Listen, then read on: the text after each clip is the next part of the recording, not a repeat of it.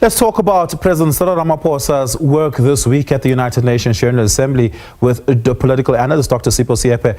Dr. Seepe, good evening. Thank you so much for your time. Really do appreciate it. It's a busy week for President Ramaphosa. He's chairing some sessions where he leads. For instance, South Africa has a role to play in some of the sustainable development goals that we've taken on as a country and shown leadership in. But he also is participating this evening in the two-state summit and, of course, will participate in the General Assembly. All while this is happening, many countries in the West have decided to recognize Palestine as a state. And of course, South Africa is still leading the case at the International Court of Justice.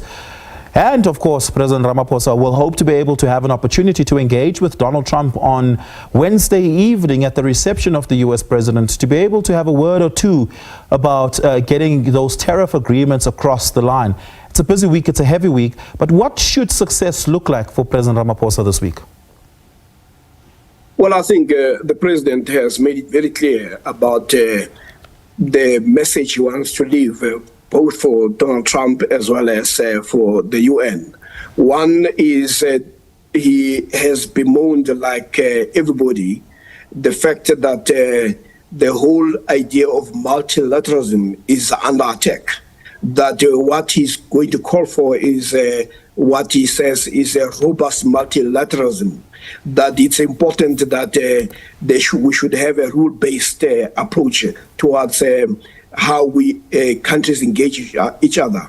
And at the moment, we see that other countries can, because they are powerful and they have military might and economic power, can do as they please. So that is the concern. This is why the idea of remembrance and recommitment becomes very key. And the second other issue that the president is going to be concerned with is something that has to do with the national interest, and hence leading the delegation on trade and investment. And through the dialogue with the private sector, he hopes that he'll be able to deal with that. And of course, we have the other issue that we must address, which has been championed by groups like AfriForum and Solidarity, which we also understand that they've also gone to the United States, probably to continue to make the same statement that appears to be at odds with our government's position. But effectively, the president is very clear about the position that South Africa must actually take, and it is his duty to be able to continue to reiterate. Fortunately, he's not the only one. The whole world is actually concerned, or at least those without power and those without military might are concerned about the fact that the powers do as they please, and the mighty can impose sanctions that impoverish everybody. This is why the Secretary General talks about what we have, a global crisis. And when you have a global crisis, you need a global solution. But the powerful don't seem to come to play. And in addition to that, we still have, despite changes that have occurred in the last 8 years, we still have a challenge where the structure and operations of the United Nations Security Council remains, where 5 countries can veto and almost take decisions on behalf of 80%, 85% of the world's population. Those are the challenges that the president will be able to or intends to put on the table, but as I say, fortunately, he's not alone. Yeah. How does it strike the balance between being aggressive in asking for these gains and reforms versus being measured and moderate in tone and approach, given that he holds the position of the G20 chairperson, and of course, hosting that summit in November this year? You don't want to piss off too many of your allies, but you by alienating them too far off, but you also don't want to speak truth to power when there's very clearly an imbalance and an injustice that's ongoing. Well, I mean, the president is known not to be the person who wants to piss people off. He'll always find a measured way in which he wants to put across his statements. But there are times when the measured way leads to where he ends up saying infinite deal of nothing.